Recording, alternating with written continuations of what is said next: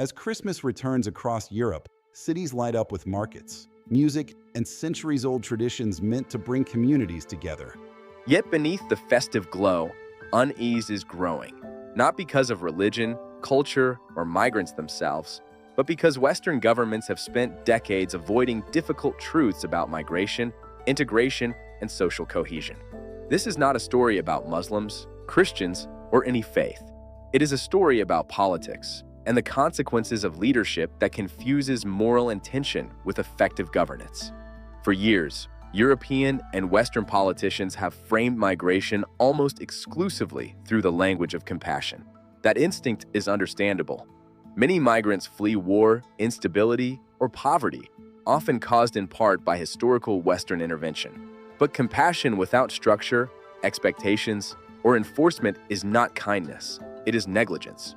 The result has been policies that welcome large numbers of people without clearly defining what integration means, what civic responsibilities are required, or how host societies should be protected from rising tensions.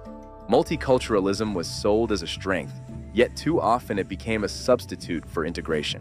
Instead of encouraging shared civic values, equal treatment under the law, secular governance, freedom of expression, and respect for public order, politicians allowed parallel communities to grow, assuming harmony would emerge on its own.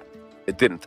Across Europe, the pressure points now appear most visibly during cultural flashpoints, religious holidays, public celebrations, protests, and moments of crisis.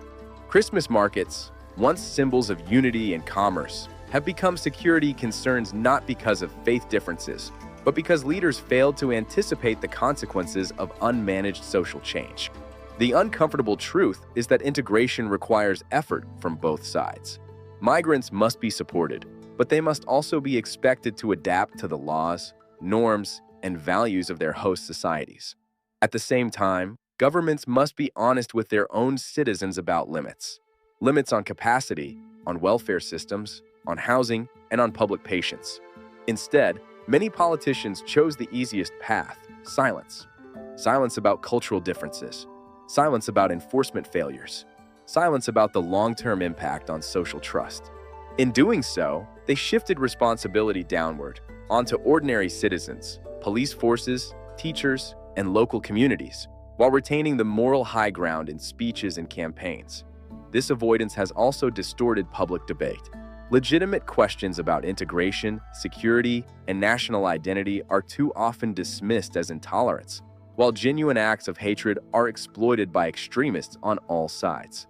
The middle ground, where policy